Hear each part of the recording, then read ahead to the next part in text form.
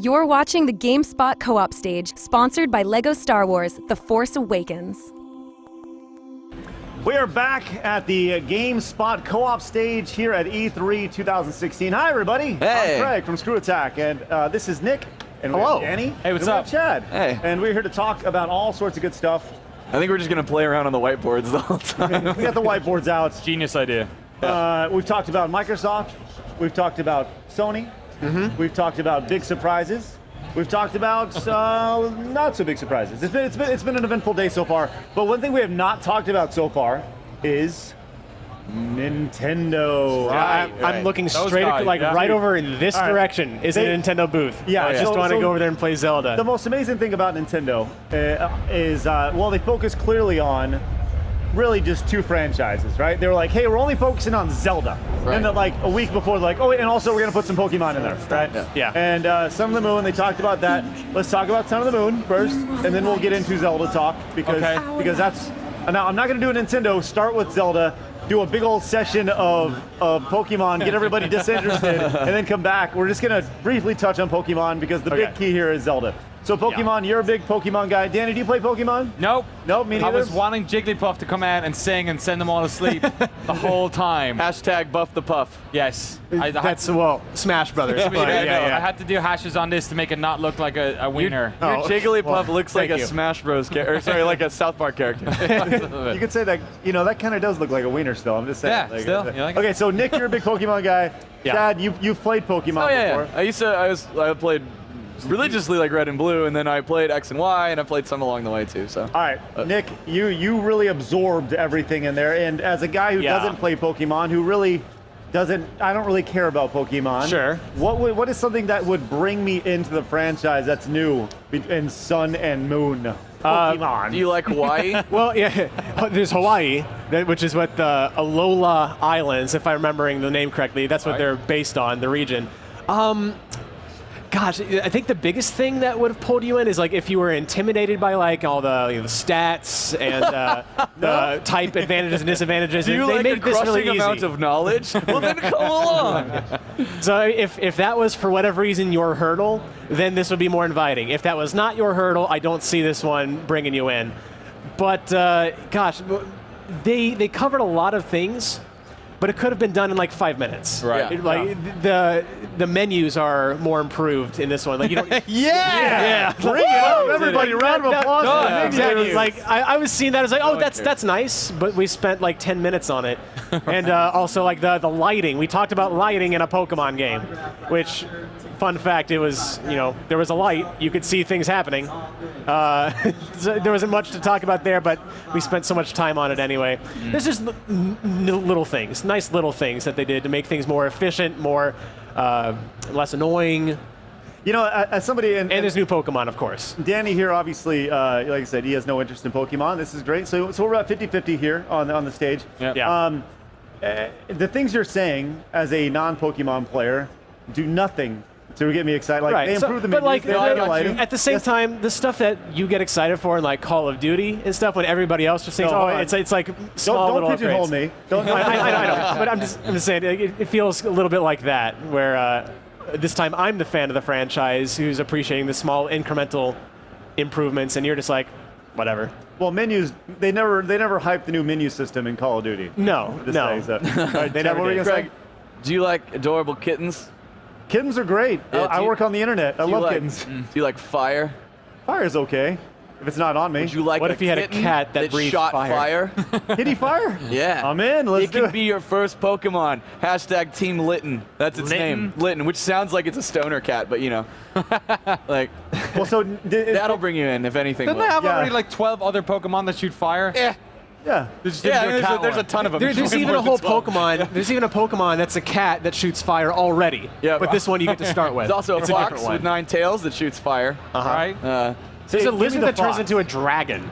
that Did it shoots still have, fire. is the pair of keys still in it? Yes. Great. Yeah. They have not delivered. And the series. chandelure, which is a chandelier. And what about the That's trash real. one? There's a trash Garbodor, one. and Trubbish. Garbodor, All right, Trubbish, yeah. so of the stuff that we saw from the new Pokemon, God right? damn it. I know people are like, oh, screw that guy. He hates Pokemon. I don't hate Pokemon. I just never really got into it. No, Right. they're mad at you right now for calling it Pokemon. Pokemon. It's Pokemon. Yeah. There's a little. Yeah. Okay. What did you see that like? What you saw? Did it get you excited for it? I really liked X and Y. That was my re-entry into the series, and so I'm still kind of riding that train a bit. I think I would see myself getting either Sun or Moon. But neither. Or not both. I'm not. Yeah, not both. I mean, it's the same game. Differences are just like the Pokemon you encounter. Got it. All right. So let's get to the real main event now. Wait. Pokemon- I invented a new Pokemon. Oh, good. Oh, look. Oh, what do you call it? I want to know if this is like. Hold on. Danny's about to Pokemon offend yet. a bunch of people. It's called Spandor. Oh, good. He's a spanner. Oh God, no! You guys call this wrenches here. Yeah, wrenches. I was. Okay, in pure Pokemon tradition, we're gonna have to change him for the Western market. He's called Wrenchor. Renshore. Is there a wrench Pokemon? Because there's a nut one, right? Probably. Yes, I think there is. I think there is. No. It's Gears. That's what it is. Gears. Instead of it's like multiple. What's that one gears. called? I've already forgotten, but I know it's there. Geardor. That's probably cooler than what they've got. What did you draw? Did you I'll have be one as well? Googling that. I'm drawing his evolved You know what form. you've drawn looks exactly like something that would be in like Banjo-Kazooie or just any game made by Rare or Platonic these days. I And wanna he do can nuts upgrade, and and he bolts. can become Spocket. Oh, that's which good. is a socket wrench. It's more utilitarian, I guess. I don't know. All right, so let's get to thank you guys for your artist No worries. renderings of No problem. your next Pokemon. This is Its like, next evolution is a scissor lift. Oh, can you do that? Scizor. Yeah. We already have one called Sizzle. That's a huge Really? you guys are It's you guys totally are making different. so It's many people mad right now. All right, It's a robot bug thing. That's the problem. You can believe that. See, he believed that they already had a scissor lift Pokemon. man, Look, this the one's called it's a fan- Pokemon. It's a fucking whiteboard. A whitey. Oh no, we don't. Oh gosh. Anyway, what's your next point, Craig? Yeah. So On that note, Craig, you're actually sitting on a Pokemon right now. sorry. Here's the evolution. Oh, no, we're sitting on the evolution world right here. To Sophon. You guys have pissed off an entire corner of the internet today, which is hold on, I got you. Tongue. Oh yeah, here you do one eye and I'll do the other. Yeah. Yeah, I got you. Wait. Give it a tongue. Give it a tongue. You're watching live GameSpot's co-op by stage itself, here it at looks like I've drawn something vulgar. I'm trying to draw a tongue, but it could be. Oh no, the tongue should be coming out of Bring that down a the little couch. bit further. A new Pokemon. All right, Exclusively to Pokemon Sun and Moon. No. Can we Wait, please? this could be a space. My It's job just is to bring it back. Reedus. Bring it back. Norman Bring Reedus. it back. All right, let's bring it back. All right, it's GameSpot's co-op stage here at E3 2016. Let's reset for a little bit. Hi, I'm Craig. This is Nick. That's Danny, who's offended the internet, and there's Chad over there. And this is Norman Reedus. Norman Reedus has joined us with his Norman little Reedus baby. on the And whiteboard. his digital All right. nightmare baby. Arm just is the baby now. We are talking Nintendo and Norman Reedus as always. Always. We are here to talk about Zelda now. Yeah, Zelda, let's be real. This is the Breath- reason why people tuned into Nintendo at all. Breath of the Wind. Now, for those of you guys watching on the Screw Attack YouTube channel, I have a poll up for you right now. I want to know what you guys think about this. This is a very intense poll, and this is going to decide the fate of the internet. The question is: Zelda Breath of the Wild will be worth the wait, a game but not a game changer, right? Mediocre, or PC Master Race, woo! Which I expect that to win, but that's all right. So vote. I want to know what you guys legitimately think about the new Zelda game, which is great. All right, so Zelda. I know like very little about this game outside of because I haven't played it yet. But Right. Danny, I understand you have. Have you played this? And game? I No. am infinitely But jealous. you've watched people play. I watched a bunch of you've the only stream. watched Yeah, I haven't actually had a chance to play it. what We I had it know on the stage yesterday, so I saw somebody play it Let me live. tell you what I know about Zelda. There's a giant line that is about 8 hours long. It was right wrapped over around there. before they opened up Yeah. the doors. Yeah. All the exhibitors have lined up like beforehand just to get in and play. Because have you looked in there?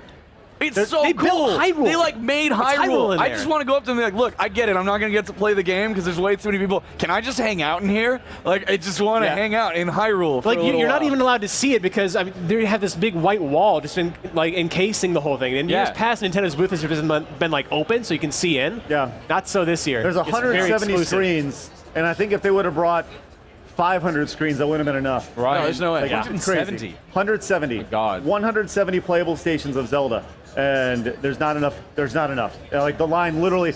I remember this is my 10th E3. Wow. My first E3 was 2006, and the longest line I ever saw was for the Wii. Right. And it was a 6-hour line, and it was our first viral video for Screw Attack. It did 12,000 views, right? And it was a big deal. And and I walked it, and the whole video was like 1:45 seconds, sped up to Katamari Damacy. Right. And Good choice.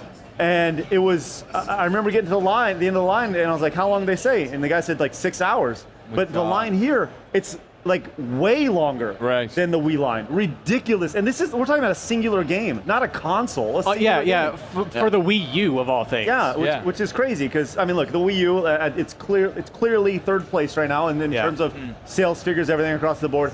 So the other thing I know about Zelda, it's coming out on both the Wii U and the NX. Right. Which they did that with Twilight Princess. Yes, they sure did. So.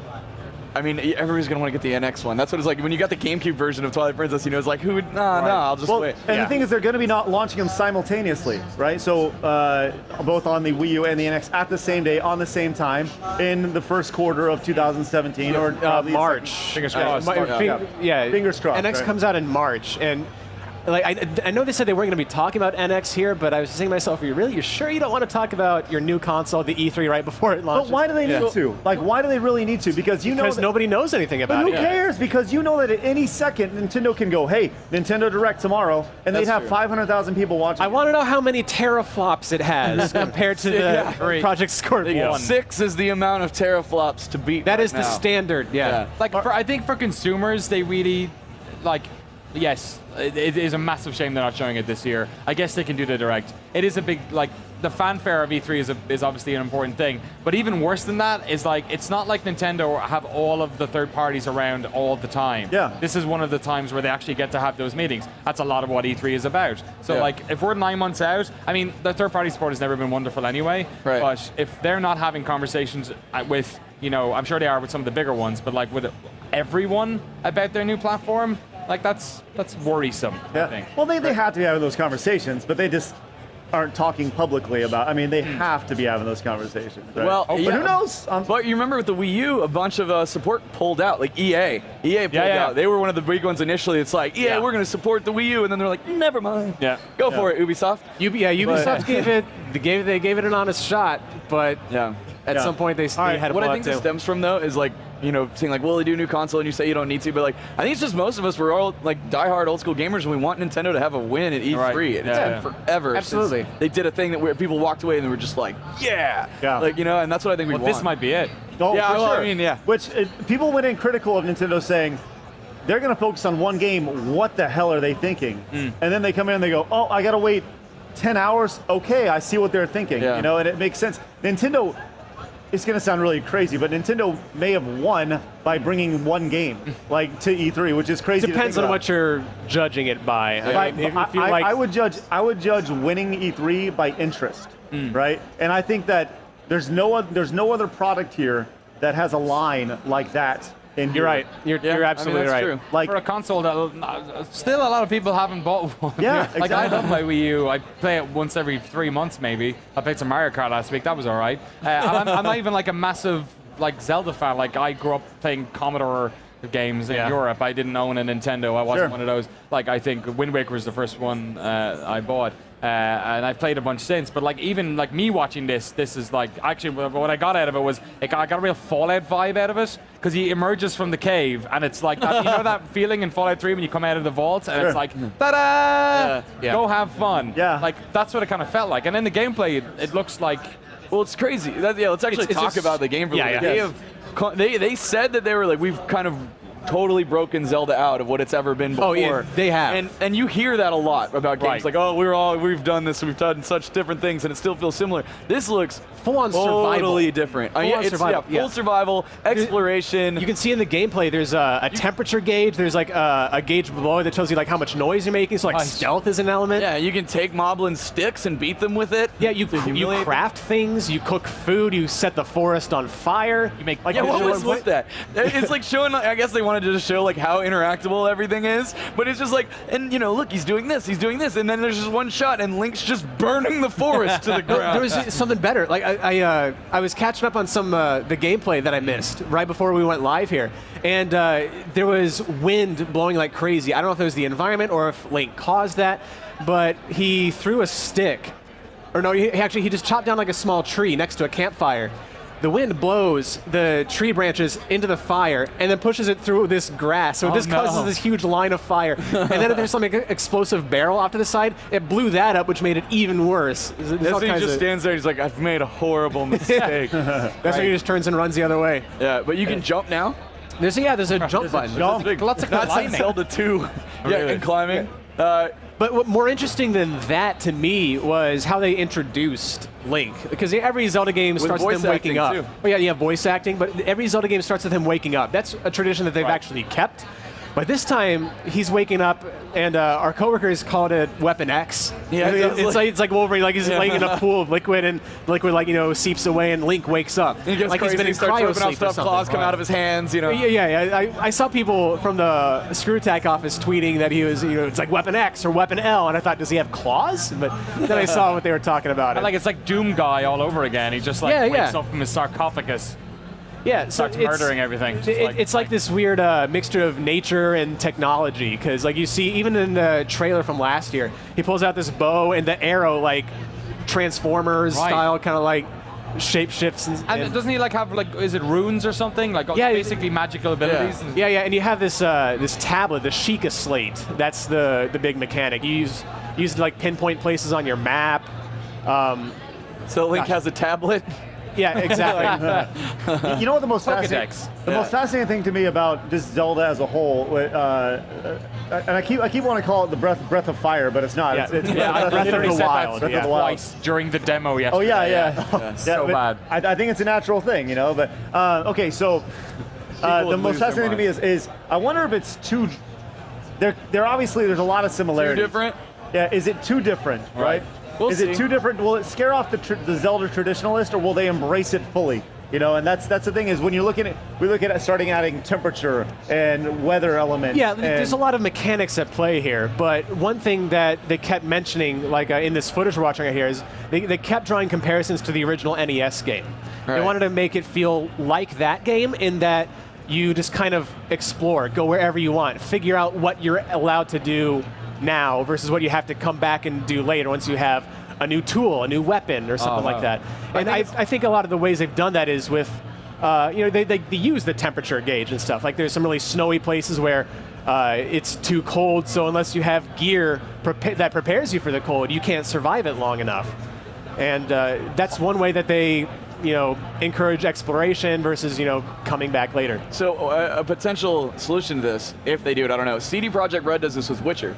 When they originally created The Witcher, it's a lot to manage. Like you're constantly dying basically, and you need to be mixing the right potions and taking them all the time or you're gonna lose. And they realized that was a little too hardcore for people. So on different difficulty settings, they don't have that. Right, so now that's the most hardcore of options is you really have to manage all that stuff. But if you don't want to, you can just play on a normal difficulty or something. So they might do some of that stuff because again, Nintendo's always very family friendly and keeping that stuff in mind. And if there's too much stuff to juggle, it might turn people off. So I don't know. I don't know if they'll do that, but it also might be really minor. Just like you're saying, they've always juggled temperature, but if you couldn't go into the volcano unless you wore your red tunic, so they might just be smaller things like that. Well, what was fascinating was I saw some gameplay yesterday where they were up in the, you're talking about temperature in general. You can change your tunic as you go from place to place. And you can strip down to your Hylian boxers. Yeah, where you start off. But there was a part where where Link got to a snowy mountain, and he's actually shivering. Yeah, he was legitimately shivering. His body clammed up like he was really cold. And they were switching between the tunics to where you obviously had to put it on to where he could actually survive. It was like the wool. Well, it was more than just tunics, though. It was the boots shirt, the pants, the boots. Right. I'm assuming there's going to be a hat at some point. They haven't shown anything like that. There has to be a hat, for sure. There's got to be. But they've shown so much. I'm almost wondering if they've maybe shown too much. Really? Almost. I mean, we've seen. How dare you? I'm happy to see it all, but just every time I look over at the stream, they're showing something I haven't seen before. Yeah, yeah. And it feels like the list is this long. But isn't that exciting? I think that's really exciting because It's very exciting. when you were watching it yesterday, yesterday, I want to be able to discover that much and more on my own. when you were watching it, you were saying like, is that the Temple of Time? Like, Yeah, well, it is said that Temple of Time? Temple of Time text as you approached it. See, that's crazy. That's crazy Yeah. to think about. Like, will they? The thing they said during the Nintendo Direct or their press conference, whatever you want to call it, was we're only going to show a portion of this, a tiny portion of this world. Yeah. And the portion that they showed has been giant. And the fact they're Oh my like, gosh, yes. they're like, nobody will be able to explore this entire weekend, and this is just a tiny portion of the game. It's mind blowing. It's really cool. Yeah. They haven't shown very many characters. Like it's been Link and Yes. some goblins Yep. and an old man, which people are hypothesizing is Ganon. But they. Oh, really? Yeah, you Yeah. see, Mount Doom or whatever in the background. Why am I blanking on that? But Not Mount Doom. I know. Death Mountain. Death Mountain. That's what it is. I always wanna call Wrong it Mount fantasy Doom. lore. I know. Go Lord of the Rings with it. And but- Doom's the other way. Yeah. yeah. Sauron, that was original. But yeah, no, I'm really interested to explore the game. I hope you get to be Epona, but or get to at least Get to be Epona, is that what you just said? get to be the horse. Why not? Well, you get to you certainly get to be on her because that was in the original trailer. yeah. that was like Right, one of the yeah, first yeah. things. Right. For sure. But yeah, just a lot to explore, and I'm looking forward to the first only boxers playthrough. They could call it Breath of Yeah. Dawn Wild, and I just go through it. Yeah. Bottom line, Hyrule's have been a world that everybody loves exploring in video games, and this looks like the most immersive one of them all. So I can't wait just to, if nothing else, just run around Hyrule. Yeah. What if, because we saw the Temple of Time, they take a page from Ocarina of Time, and instead of going from a kid to adult Link, you go from adult Link to super old Link, and at the end you just got this really awesome beard, and you're just like a wizard. Like, it would be That would, great. that would actually be pretty cool Right? to see really mature Link as opposed Well, to. that's the thing. Maybe they are showing loads, but maybe the hope is that that's because they've got so much more to show. Yeah. Yeah. So who knows? Well, so I have the Twitter poll once again. If you're watching on Screw Attack, if you're watching on the Screw Attack YouTube channel, I have a poll in the upper corner over there. If you hit the I button, the poll is very simply: Zelda Breath of the Wild will be, or worth the wait, Okay. a great game but not a game changer, mediocre, or complete and total failure, PC Master Race, right? So, of those selections, let's actually just go down the line and see what you guys feel about that. Nick? The first one. I mean, they're showing a lot of the open world aspects, a lot of that stuff we've seen in other games before, but we know that this is a Zelda game. So it's going to come with all the dungeons and the item gathering and stuff that we know and love, and it's going to be this one big, happy, amazing mixture of great ideas. You're That's my incredibly opinion. optimistic. Yes, I'm loving what I'm seeing so far. Danny? I think the same. I think what's happened with, from the outside looking in as well, as somebody who's not a massive Zelda fan, what Nintendo seemed to have been doing at Zelda for the past couple of years has been doing a lot of safe bets, like reissues of older games, and games that are very similar to ones that have come out previously. Like the DS stuff looks a lot like Wind Waker and Spirit Tracks and all that. It's all kind of within the family of known quantities. So hopefully that means that this is like a playpen for them to just do whatever the hell they want. So I think they're going for it, and whenever Nintendo does that, they always make a classic. Even if it's something like Ocarina, Majora's Mask, which a lot of people, it's divisive. The last time they took a big punt at one of their games, I feel it was Mario Galaxy, and it was an absolutely tremendous game. So yeah. And that's exactly what I was going to say. It may be a little scary that they're doing so many things different. But like you said, every time Nintendo does this, it's awesome. I remember people freaked when they found out Mario was going to go into 3D Right, yeah. for 64, and it's regarded as one of the best Mario games. Yeah. I'm really excited to see what they do, and they're going to hit it out of the park. I know they will. One of the most fascinating things to me is to think about this game was actually supposed to be out already. Right. Yeah. This is a game that was scheduled for release in 2015. And think about how much they, initially it was, I believe, they announced 2015, right? And then they I believe so. Okay.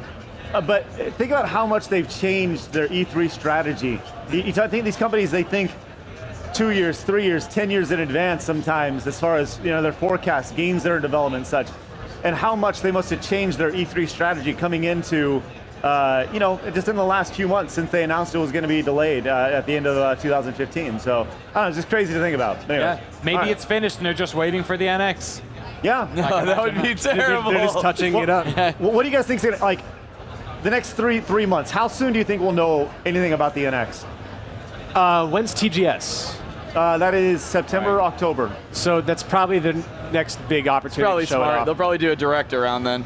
They'll do a direct, but they're going to want to have a chance for them to act, for like press to get their hands on it. Nintendo and never stuff goes like to that. TGS. They don't do stuff on the floor anymore. Yeah, No? they do something separate. Yeah, they do like their own little separate thing. Yeah. They've kind of switched to just directs now. So I mean, apart from that, all there is PAX West and Gamescom, and like Nintendo go to Gamescom, but they're not going to show the NX. I don't think they're going to announce the NX at Gamescom. I think the best way to do it is they should just hold a Nintendo Direct. I mean, that's the best way to do it. That's why Nintendo E3 is what it is, because you have a direct outlet to your consumer now. Which It depends how weird it is. Because if it's something like the Wii, they spend a lot of time and money like doing tours of like shopping malls and going out to like get people. So like, if the NX is just a known quantity, if it's a familiar looking controller and all that, then they can just like push it out there. But like after TGS, there's nothing until like PAX East is in whatever January. But like apart from that, it's like there's nowhere to show it to prime. people. So You know what? they'd probably host their own events. right, yeah. You know what? I really hope Nintendo brings back next year. The Nintendo World Championship. Let's make that happen, Nintendo. There you go. All right. What about Space World? But hey, There was Nintendo man. Space World? yeah, I remember reading about absolutely. it in Nintendo Power. All right, so a little Nintendo talk for you guys. Coming up next, we're going to do a little bit of VR. The VR is the big thing. We're talking VR next. VR and grappling hooks. That's what Grappling hooks? 2016 is here. All right, cool. Live from the GameSpot co-op stage here on the floor at E3 2016. We'll be right back.